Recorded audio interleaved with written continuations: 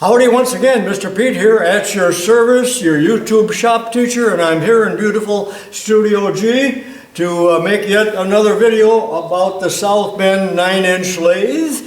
So this is tips number 1063, and it's entitled A New Vevor Chuck for the South Bend lathe. Now, be sure and watch the previous video, which would be 1062, where I did a study with the collet attachment, showed you the accuracy of that and so on. So I'm going to talk about the accuracy of the new chuck and different things like that. So let's begin. You may recall, if you watched those other videos, that this is exactly the way I bought this machine when it was in the yard at the auction. And it's a preposterous setup. So we got a 4-jaw chuck here, and it's a good chuck. It's marked South Bend and made by Skinner Company, so it's very good 4-jaw chuck. Needs a little cleanup, not going to get it. But Bubba needed a 3-jaw chuck. Now this chuck, let me take it off, does not have the correct thread to go onto the spindle. So Bubba made this extension here so that he could use a 3-jaw chuck, but it's outrageous because now it sticks out, what, 8 inches, so there's just tremendous lack of rigidity. Let me spin this off real quickly and I'll show you the thread. This is an AMT chuck. I believe it is probably made for woodworking. AMT, American Machine and Tool, made a lot of, kind of shaky but affordable tools many years ago before the Chinese invasion. I'm not going to bother measuring it, but I believe this to be a 1-inch by 8 threads per inch thread in the AMT. And looking at a 1.5 by 8, which is what the spindle of the machine is, you can see there's quite a bit of difference. So I believe this was made for woodworking, and we'll look on the front here, and there is the AMT. Now that's all that it says. Now I'm going to put this back on, and I'm going to use a indicator to show you how far off and how useless this is. In the recent video where I talked about collets, I was checking the accuracy again with the dial indicator. Remember, there are many different styles of indicators and how you can hold them. So in that previous video, I used this real simple little gadget that I made and designed. I mean, it's no genius work of art, but this can be held directly in tool posts for maximum rigidity. Sometimes I'm trying to get away from this type that is very flexible. It's about as rigid as a buggy whip, as you can see. I wish I had a quality one made in Israel in this size. I do have the bigger one, which is kind of clumsy on this lathe. So in long past videos, I made this holder that would fit directly in the A size of holder. And for these small jobs, I prefer these 1.5-inch indicators, or in this case, even a little bit smaller, compact, accurate. So I made this one, I guess there's a video on that, it'd be so long ago, but I also made the double barrel shotgun one that can be used both in this direction and in this direction, and the indicators from Shars are cheap enough to where you can afford to do something like that. Don't use a Starrett because, and no offense, but the Starrett indicator is going to be $150 and this one is $20. Oh, I may be spending too much time talking about indicators, but with a piece of 1/2-inch stock held in the 3-jaw chuck, I'm going to bring the indicator up past 0 one time, and there I am on 0. I hope you can see it. Reflection's always a big problem when using indicators. Now watch as I rotate the spindle just 1 revolution. So it is 20 thousandths off. So you can even see it wobble. And that's not all. And now with the indicator way near the end of the stock, take a look at the wobble. Not only that, but the thread in the back of the chuck is not square, because watch the indicator now as I traverse the work, and it's worse in some positions than others. In other words, the shaft here is at an angle.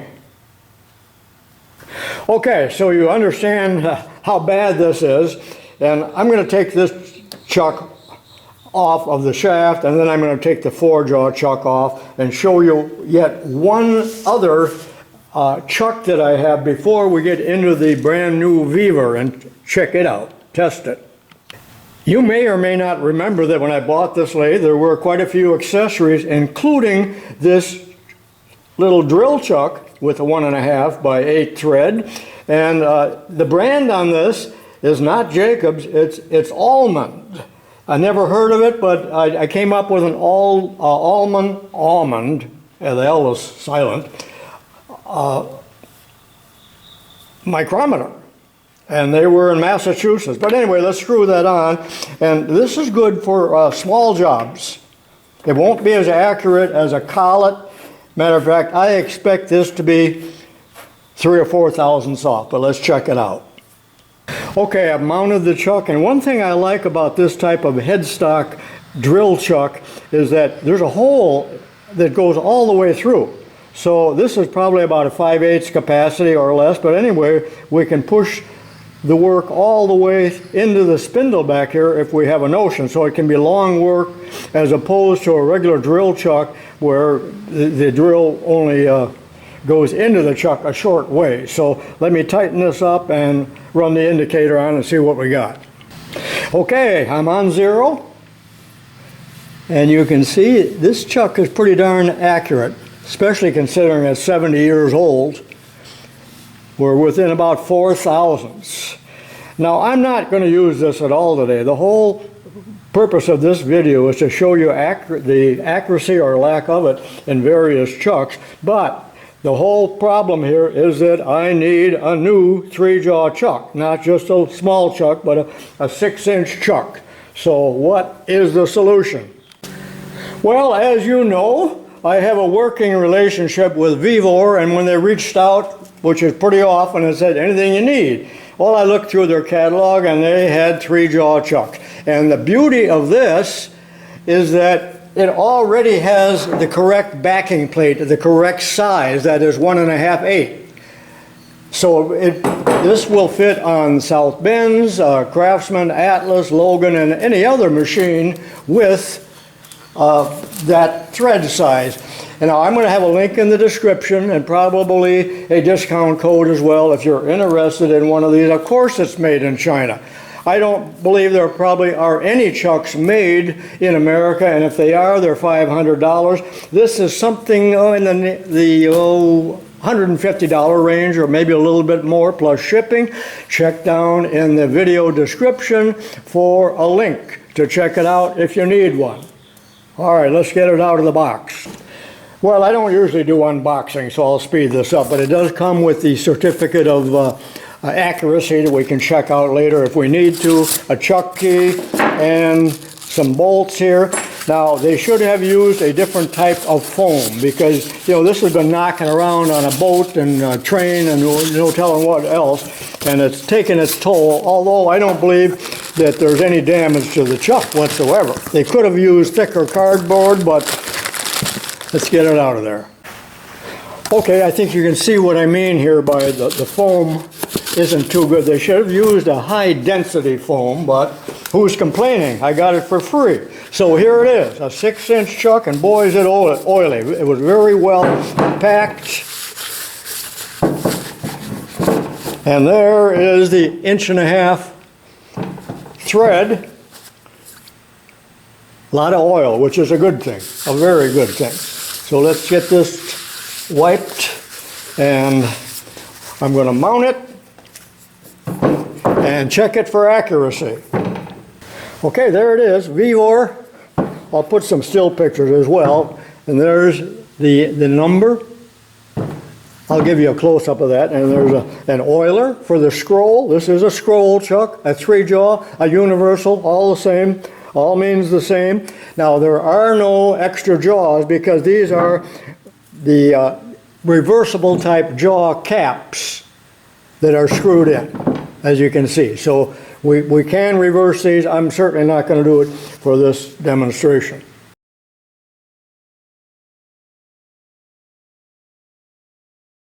Now make sure you do this. This is very important. If I were to mount this on the machine right now and start turning, it would fly apart. Why? Because the backing plate here is not screwed onto the chuck yet, and that's why these 3 cap screws are enclosed. So I'm going to install those, and probably the reason for that is this chuck would be available with different size threads, and that they don't make an entirely new chuck, they just make a backing plate. So I'm going to go ahead and tighten these down. Of course they are metric, and I'll be back presently.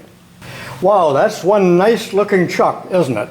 So this is not a piece of hardened ground steel, it's just 1/2 inch cold finish steel, but I'm going to put it in the chuck, tighten her down, and we're going to check it out for accuracy with the indicator. And I do like the fact that there are 3 different chuck holes here. Sometimes you're only going to see one. All right, let me run the indicator up against it and see what we've got. Drum roll, please. I'm going to tell you right now that most 3-jaw chucks are not perfectly accurate, and their accuracy may vary depending on the size of the stock, that is, the position of the chuck jaws on the scroll. Now, I can't imagine a $150 chuck such as this to be any more accurate than 3 or 4 thousandths. So let's check it out. I'm going to bring in the indicator to 0. And I'm going to zoom in just a little bit. The indicator tip is right on the work, and I've zeroed it out, so let's rotate it. Drum roll again, please. And it is about 3 thousandths off, which is really what I expected. So I would call that very good. I need to look through the little manual and see what claims they make for it. Now let me run the indicator lengthwise. I know there's not much length there, but it should remain on 0. And it does. So it passes that test. I'm not going to read this whole sheet to you, but I was wrong. This is a very generic direction sheet that covers a lot of different sizes, but it's not specifically the certification of this actual chuck. So that was not included, but I just certified it for you pretty well, didn't I? That it's within 3 or 4 thousandths, and I would call that pretty darn good for a chuck in this category. One thing I do not like about it, again, is the overall length of it this way compared to that little AMT chuck, or even that 4-jaw chuck that I showed you earlier. In the direction sheet, there is a specification for the run out on the OD of the chuck. So I've kind of finagled this cheap holder onto the bed, and it's set at 0. Let me zoom. Terrible reflection, isn't there? Now, as I rotate the chuck, there's about 2 thousandths run out on the OD. And I would say that's pretty darn good, because we don't really know how accurate the spindle is on the South Bend lathe. So I may be measuring inaccuracies in the bearings here or whatever on an 80-year-old machine. But I guess the point is moot. It doesn't matter. It's a nice chuck. I'm not going to make any chips for you today, but I think this is probably going to be a good value for anybody that needs a 3-jaw chuck on their small lathe. Do you recall that somebody wanted to kill me? They left that in the comments. But anyway, here it is. Total indicator run out, that TIR, is again 3 thousandths, which again I would say is pretty darn good for this type of chuck at that price. By the way, notice now how it's starting to sling oil out. So there's even a drop of oil on the camera lens now. Can you see that blur? So they did have it well oiled. I got to wipe the lens. One of the very few criticisms I have of this chuck is that I do not like these cap screws sticking out. They should have been counterbored, and I believe there's enough meat here to counterbore them so that they do not stick out and possibly hit your knuckles on them or grab onto a rag or something like that. So to me that is a little bit objectionable, but can be rectified by the owner if it bothers you. So which do you think you prefer? This nightmare by AMT that Bubba mounted on his shaft, or this beautiful shiny 6-inch Vevor universal 3-jaw chuck? You tell me. Well, again, thank you to Vevor and Bella, wherever you live, it might be in China, for sending me this chuck. And yes, I did get it free, that's a disclosure. But I think if I were to buy one for this machine, I think this would be satisfactory. I don't think you're going to find much of a better price on a 3-jaw chuck. So thank you again to Vevor. Thank you for watching. Leave a comment, subscribe, share, and all that good stuff. And I'll see you in my next video. And check down in the description below for a link if you're interested in one of these. By the way, if you're interested in learning how to operate safely and accurately a South Bend lathe or an Atlas Craftsman Logan, I do have video courses that I offer. For those, contact me if you are interested. They're pretty comprehensive and they're well received by those that did purchase one.